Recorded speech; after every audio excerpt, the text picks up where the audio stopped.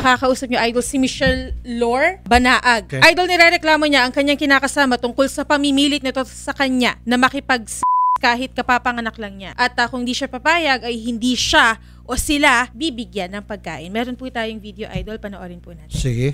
Oh, bakit pinilit ka ba? Anong ginawa mo? Oh, pinilit ka ba? Nag-master ka kahit hawak yung bata? Isang ako. Kahit natalsikan yung bata? Talsikin bata. Asan yung doon? Masyadong babaw ng dahilan. Masyadong mababaw? Anong mababaw doon? dahilan sa akin yan. Yun, tapos magre-reklamo. Kahit masama pakiramdam ko, ano? Oh, tapos pag hindi ako pumayag, anong gagawin mo? Oh, anong gagawin mo? Pumayag ka? Oh, bakit? Kalayas ka, tapos Nakaramdam mo sa akin ng ganun may piso wala kang iiwan? Dapat lang, bata, oy. Dapat lang yung ganun. Hindi nga kasi marunong rumespeto. Ang babaw ng rason. Masama yung pakiramdam, gusto mo? Ang babaw ng magpatulpo kayo. Talaga? Talaga. Kahit may mga bata, nahawakan mo yung ano ko? Ano sabi ng bata? Ako na nga nag-a-adjust. Di 20 minutes ka, di mo mahawakan yung anak mo. Hawakan mo, papakita mo lang sa camera. Ay nako, talaga ba? Kaya nga ang kaibigan mo mismo nagsasabi, ginagamit mo yung bata eh. Na po magpapadidi para po hindi po umiyak si baby. Pahingin na lang ako masahe para makalis na kami. Para wala tayong pagtalunan.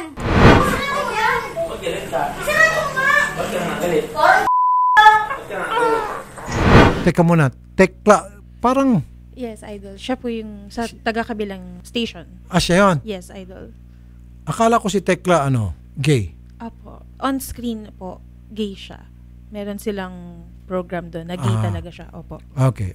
Pero meron siyang live-in partner. Yes, apo. Ulitin ko po, ako po ay pro-LGBT. Okay? Pag nabanggit ko na gay siya, walang masama doon. Kasi pagkakakala ko, dahil sa kanyang papel, gay siya. Pwede naman mga gay na may asawa. Marami ko alam. Si OG Diaz, manager ko, meron siya mga anak. So, walang masama. Walang masama maging gay, basta't ilagay lang sa lugar. Huwag lang kayong magsyota, makipagrelasyon sa minor de edad, tulad ng mga nireklamo rito. Madam Michelle, magandang hapon. Hello po, magandang hapon. Ma'am, pinadala niyo kami ng video at kitang-kita naman talaga doon na nag-aaway kayo ni Tekla. Karamihan doon sa mga nasabi sa video, may kinalaman doon sa pamimilit niya makipag-s*** niyo kahit ayaw niya. Bakit to kayo, kumbaga, nag-aaway? Di ba dapat kung mag-asawa na kayo, live-in partner, in this case, ba't hindi lang kayo magbigayan? But ma'am, sorry hindi sa kinakampihan ko siya. Ba't di mo lang kasi siya pagbigyan? Kung halimbawa gusto niyang total, magkasintahan naman kayo. Sama po yung pakiramdam ko. Halos kada hapon po nilalagnat po ako, sumasama po yung pakiramdam ko. Ang bigat po ng ulo ko. Hindi niya po maintindihan, hindi niya po marespeto yung ganung ko po. Kasi pina-injectionan niyo po ako ng family planning kasi hindi po niya mapigilan yung sarili niya. Gusto niya po akong galawin para po daw safety. Ito ganyan, pina-injectionan niya po ako. Pag ayaw niyo po ma'am, pag tumatanggi kayo doon sa kagustuhan niya makipag-s*** kayo agad-agad, ano pong nangyayari? Ano pong ginagawa niya? Mumurahin niya po ako tapos hindi na po siya kikibo, hindi po siya bibili ng pagkain kahit po nagugutom na yung mga pamangkin ko na nandito. Nagihiyakan po yung mga bata, nagugutom na, ganito ganyan. Magmamakawa po sa kanya, bumili na siya ng pagkain. Sasabihin po niya sa akin, bakit? Ganito ganyan, di ba ayaw mo, ganito ganyan. Ganun po yung ginagawa niya. Aalis po siya, pupunta po siya kay Donita na magbablog po sila. O kaya magla-live, nakikita ko pong ganun sabay, ni piso po wala po kami pagkain dito. So kung ayaw niyo po makipag sa kanya, ginugutom niya po kayo, pati yung mga bata po nadadamay. May pamangkin po akong tatlo na iwan sa Tunggalo. Siya din po nagpapadala, tapos kapag hindi din po kumain, pati po yung tatlong bata doon, hindi din po niya pinapadalaan. Pati mga anak niyo po. Ilan po anak niyo, ma'am? Yung anak po niya, isa lang po yung anak niya sa akin, tapos may isa po siyang anak. Okay, so, pero yung anak po niya, sustain po niya.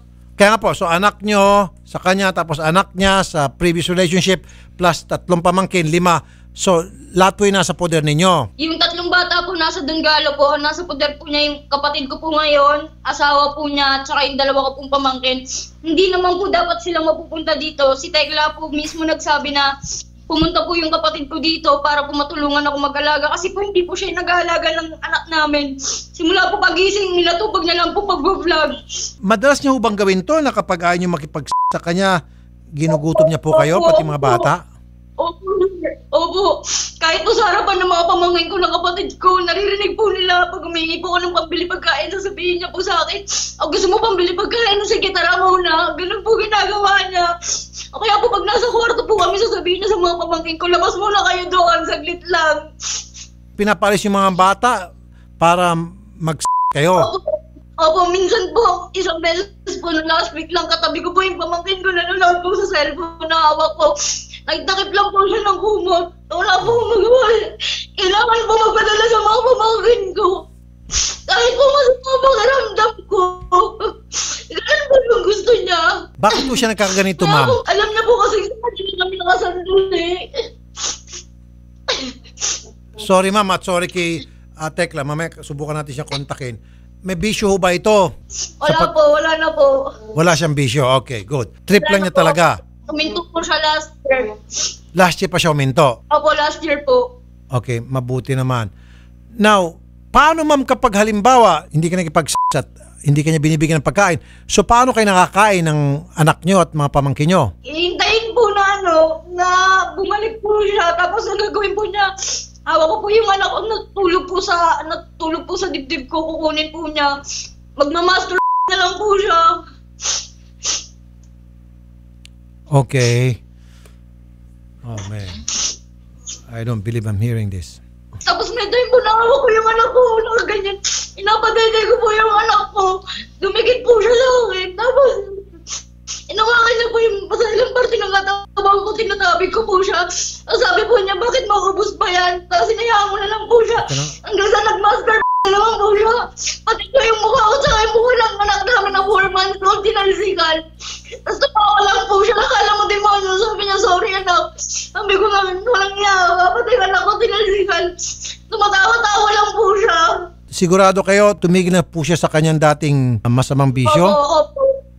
Kasi yung mga gawain gano'n na magsasarili siya and then tapos papatalsikin niya doon sa bata at sa inyo, parang gawain niya ng mga taong wala sa tamang pag-iisip. Opo. Pag nakaupo po yung mga pamangkin ko, sisilipin niya po yung basa ng parte ng katawan. Kala niya po biro. Sabihin niya, ay dito, peperutin ko yan eh. Tapos kung paano niya po mura-murahin yung mga pamangkin ko, sasabihin niya po na lumayas ka dito. Kasi po nagsiselo siya kasi malapit po sa akin yung mga pamangkin ko. Tapos pag hindi po umalis yung mga bata sa tabi ko, isusubsub niya po sa akin yung pamangkin ko. Hindi kayo magsama, kayo mag-live-in, ganyan. Tawagan nyo nga si Tekla, Odette, kanina nakausap natin, may taping. Inaanyayahan po namin si Tekla. Ang tunay niyang pangalan si Romeo Librada, si Mr. Romeo Librada, aka Tekla, na kayo po ay magbigay ng inyong pahayag para maging fair naman po dito sa inyo. Kayo po ay papayagan namin magsabi ng inyong pong panig. Pagkatapos po ninyong taping, pwede kayong tumawag dito or pwede pong bukas, magsalita po kayo, magbigay ho kayo ng inyong reaksyon. Tawagan mo si Atty. Garrett. Odette, tingnan natin kung anong kaso ba dito na pwedeng isampa just in case kay Tekla. Marami sa mga netizen nagsabi hindi sila makapaniwala. Well, makikita naman doon sa video. Kayo na hong bahala magbigay ng komento. Ako ayaw ko magsalita.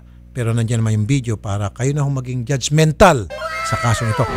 Ma'am, meron doon sa dulo na video na sumisilip siya sa kwarto. Ano po yun? Nasa banyo po ako noon. Kahapon lang po yun. Yun nga po yung nano po siyang bumili ng pamalengke na po siya, ganito ganyan. Sinundan niya po ako sa kwarto, ay sa CR po. Tapos? Ayun nga po, tinatanong po niya ako anong ulam, tapos basta daw po mamaya. Alam ko na daw po yun. So, ibig sabihin, araw-araw gusto niya may nangyari sa inyo? Hindi po siguro kada makalawa po, ganito ganyan. Pero araw-araw po, kahit po sa harapan ng mga pamangking ko, paano niya po hawak-hawakan yung parte ng katawan ko. O kaya po, didikit po siya sa likuran ko, sabay amba po siya ng gaganunin niya po ako kahit po sa harapan ng mga kapatid ko. Ilan taon po yung mga kapatid nyo? 22 po. May mga minor po? Pamangkin ko po, nandito. Attorney Garrett, magandang hapon. Magandang hapon po, Sir Rafi. Alright, yung binabanggit ni Ma'am Michelle, narinig mo naman, kanina pa, nakamonitor ka. Yes, sir. Tama po. Meron bang kaso dito si Tekla? Yes, sir. Napakalinaw po ng kaso dito, no? I would like to first quote yung Supreme Court natin, no, in the case of People of the Philippines versus Edgar Humawan, na walang property rights ang husbands over the body of their wives. Hindi po basta kasal sila, lahat ng gusto nilang gawin sa katawan ng kanilang asawa pwede nilang gawin. Kailangan po nilang respetuhin yung right ng babae to refuse sexual relations kapag ka may sakit or kapag ka ayaw lang ng babae. In that manner, Sir Rafi, under our Violence Against Women and Children law, itong pagpipwersa mo sa kanya ng sexual advances at withhold mo yung pera without these sexual advances, pwede yun mapasok sa sexual violence under RA 9262. Worse still, kapag nag-succeed po itong si Tekla in having sex against the will po ng ating complainant ngayon, pwede po siyang mas consider natin as marital rape, Sir Rafi. Wow, mabigat-bigat yun. Yes, sir. Yung mag-master siya sa harap ng bata, tapos pag nila siya, papatalsikin niya doon sa kanyang, dito kay Ma'am Michelle, at papatalsikin niya doon sa bata. Yes, sir. No? Una-una, yung magiging dalawang crime kasi to eh. Yung pagmamaster niya at papatamain niya ang kanyang likido sa katawan ng babae, yun pa lang, sir, that's acts of lasciviousness kasi kabastusan yun just short of rape dahil walang penetration. Second, yung kanyang ginagawa yun naman sa bata, that's clearly sexual abuse under our RA 7610 or yung child abuse law natin, Sir Rafi. Dahil, come on, binaboy mo yung dignidad ng bata, bakit mo siya isasubject sa ganong treatment? Binaboy yung pagkatao ng bata, Sir Rafi. So, ang daming kaso ito kung tutuusin. Child abuse, and then marital rape, and Yes, then, sir. ano pa yung isa? Yung sexual violence under VAUSI. Sexual violence. 3 kaso. Puro mabibigat ata ito. Puro mabibigat nga, sir. Ang pinakamabigat dito is yung marital rape. Dahil siguro, all we need to do is tanongin natin si complainant kung may time ba na napilitan siya through intimidation na ituloy ang intercourse kahit po ayaw niya. By that virtue, sir, mapapakulong natin to. Okay. Ma'am Michelle, ayun po, tanong ni Atty. Garrett, was there a time na kahit na ayaw nyo, napilitan na lang kayong gawin yung gusto niya for whatever reason? Opo. Meron? Opo, yun po. Lagi pong ganon. Laging ganon. So, ang pagkakalam ko yan, Atty. Garrett, for each time, 1 count yun. Tama po, Sir Rafi. For every time na may sexual act na naganap ng walang consent ng ating complainant, that's 1 count of marital rape, Sir Rafi. Okay. Miss Michelle, ma'am, mga ilang beses yan sa palagay ninyo? Nako, ang daming count to. Narinig mo, sinabi natin ni Garrett, for each time na kayo po ay tumatanggi, ayaw nyo sana, pero nagpupumilit siya at napilitan ka na lang na makipagtalik sa kanya, yun po ay marital rape. Mga ilang beses po nangyari yon sa palagay nyo? Yung pwede nyo patunayan? Ngayon po mga 3 po. Yes, napilitan po ako sa kanyang pumayag. Tapos mga 5 beses po yung nagmamaster na lang po siya. Kahit po katabi ko yung pamangkin ko, kaya hawak ko po yung anak ko. So, Atty. Garrett, so 3 counts yun na marital rape plus 5 counts of child abuse. Yes, sir. Grabe po, no? Anyway, sir, ma-prove lang natin 1 count of marital rape. That's reclusion perpetua or life imprisonment na nga as we call it. Nobel din yan. No, sir. Kapag if the evidence of guilt is strong, and I think it is strong, then hindi po recommended ang bail dito. Opo. Eh yung 5 counts of child abuse. Ayun, sir. Combined pa with that, talagang wala na. No? Especially kung may videos tayo to show yung every count na yun, then napakalakas. And I think may mga tetestigo kasi based sa video, may kasama sila sa bahay. Okay, ito, may nagsabi, mukhang di magkakaso si girl, magugutom sila. Heck no, hindi magugutom si girl. Kung sino ka mang palagay ko, troll na naman to. Ito naman yung troll. Troll, kung sino ka man, hindi magugutom si Michelle dahil susuportahan po ng Wanted sa radyo. Ako po mismo, pera ko po ang ibubuhos kong suporta dito kay Michelle. Kasama na po yung kanyang mga pamangkin, kanyang anak, etc. etc. So hindi siya magugutom. Baka ikaw, troll, magugutom ka. Okay? Yan ang maliwanag. Pero itong si Michelle, dahil nandito na siya sa poder namin, hindi siya magugutom, and I'll make sure. Sige Michelle, kapag nagkaso ka dito kay Tekla, ako po, ang programa ko po, RTIA, ang susuporta sa'yo, hindi ka magugutom. Promise yan. Bibigyan pa kita ng negosyo. Okay? Maraming salamat po, Sir Rafi. Maraming salamat po. Maraming salamat po. Sige po. Eh po yung nagtinda para mahinto na po yung ganito niyang klaseng trato niya po sa akin kasi hindi na po talaga asawa turi niya po sa akin. Sabi niya po, aalis po siya ni Piso, hindi po siya magbibigay pag hindi po pumayag. Tapos uuwi po siya, didikit po siya sa akin, pumaster na lang po siya, alam po niya okay na kami. Pero hindi niya po alam kung gaano po ako na-stress, nade-depress sa ginagawa niya. Pero wala po akong magawa. Okay, Atty. Garrett, baka meron pa panibagong kaso, patay ka ngayon, Tekla ka. Paano yun dahil sa sobrang ginagawang kawalang yan at pambababoy daw sa kanya, nitong si Tekla, nadidepress na siya ngayon? Panibagong kaso ba yan? Yes, sir. May count po tayo for psychological violence, sir. Psychological violence. So Yes, marami sir. na, 4 na kaso na yan. Yes, sir. Sa totoo lang, lagpas-lagpas na ng ilang lifetimes ang kanyang pagkakakulong if ma-prove natin yung mga counts ng lahat ng to. No? So, Ang nagmamatter na lang ngayon is we should be able to find evidence to prove every count of rape and every count of acts of lasciviousness. Dahil matamaan lang natin yung isa dyan, we will get justice, Sir Rafi. So halimbawa, nag-serve siya ng kanyang 2 kaso kasi marami tayong ikakaso kanya, namatay siya ng reincarnate, may utang pa siya. Yes, sir. Hanapin natin kung saan katawan siya sumanib, tapos papakulong na rin lang siguro natin yun para sure. Patay. Attorney Garrett, maraming salamat sa iyo. Miss Michelle, kailangan pa rin po namin makuha yung side kasi nasa taping lang daw. Wait lang daw. Hindi kami pwede makapag-wait. Ma'am Michelle, kami po, full force, yung programa po, lahat ng programa po ng RTIA, tutulong po sa iyo. Hindi ka magugutom. Sisiguraduhin ko po yan na mabibigyan po namin lahat ng mga pangangailangan mo kapag ito'y kinasuhan mo. As a matter of fact, magbibigay pa ho kami ng kabuhayan sa iyo to start a new life. Okay, ma'am? Thank you. Maraming salamat po. Sige. Tapos po sa mga tulong. Hindi ko po maraming tulong po. Maraming salamat po. Kasi sa tagal po ng panahon na sa kanya na po kami nakasagdan. Ganyan na ganyan po yung ginagawa niya. Huwag niyo po ibababa ang telepono, ma'am. Ngayon po mismo, meron kagad kami paparating na tulong sa inyo. Magpapadala po ako ng pera sa inyo ngayon pa lang mismo. Ngayon, kung bukas pa yung mga padalang pera. Maraming salamat po. Para may pambili ko kayong pagkain. Sigurado ako gaganti to, hindi siya magbibigay ng pagkain sa inyo. Wala kayong trabaho ngayon, ma'am. Hindi po siya nagbigay ngayon. Bago po siya umalis, hindi po siya nagbigay. Tsaka po, ano po ngayon ng anak namin sa center, hindi po niya iniisip. Kailangan po ngayon dalhin sa center yung anak namin. Mangyayari po niyan, ma'am. Baka mawala pa sa kanya yung anak ninyo at yan po ay mapupunta yung full custody sa inyo. Okay? Sige, ma'am, huwag niyo ibabaw ang telepono. Ako po ay magpapadala ng pera sa inyo dahil alam ko na mangyari sunod nito, hindi kanya pakakainin, gugutubin kanya. Kaya ako na magsusuporta sa inyo. Okay, ma'am? Opo. Odette, pakisalo. Nakakaawa talaga itong katayuan ni Michelle. But we still need to hear the side of Tekla. Kailangan din natin mapakinggan yung kanyang panig. Kahit na very obvious na po yung nakikita natin sa video, overwhelming na po talaga mga ebidensya na magpapatunay doon sa mga bintang ni Ma'am Michelle, kailangan pa rin natin mapakinggan yung kanyang panig. So, Mr. Romeo Librada, sir, kung tapos na po yung taping, hopefully bukas siguro, pwede naman po kayo magsalita rito.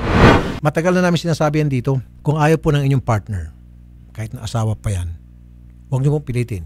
Yan, sinabi na ulit ni Atty. Garrett, marital rape at wala rin palang bail. Kung ayaw na kasi ni Mrs., huwag pilitin. Maligo ka na lang, mag-shower ka. Mag-shower ka, cold shower. Mawawala na yung init sa katawan mo. Hindi ka na makapag-isip ng anong kabalastugan. Kuminsan kasi, yan yung manunod-nod ng mga yung mga mahilig ng mga manood ng dyan. Diba? Pagkatapos manood ng ayun na, yung kawalang yan, kamunduhan nila, ibabaling doon sa kanilang mga partner. Kung ayaw, awayin at paparusahan. Magbasa ka nga sa mga netizen. So sabi po ni Reds, bracelet na silver is waving. Bracelet na silver, posas. Ito talaga si Red. Larry Okay. Mutya, hindi makapaniwala. Hindi sila makapaniwala, idol. Galing kay Avelina Cruz Salbahe, galing po kay Cheryl Fernando. Baka po pag uwi ni Tekla, masaktan si Michelle. Hindi, dadamputin. Odette, halika rito. Ibigay mo yung telephone number dito kay Michelle. Sa oras na sinaktan ni Tekla itong si Michelle, agad-agad padadampot natin siya. Kasi pasok sa tinatawag ng reglementary period. On the spot. Saan ba nakatira sila? Anong syudad? Paranaque. Tawagan mo yung COP ng Paranaque. Saka yung mobile. Pag si Michelle umiiyak at tumawag sa'yo dahil sinaktan siya ni Tekla, on the spot padampot natin. Okay?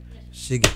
Congratulations po at meron na po tayong 15.8 million subscribers sa YouTube. Salamat po.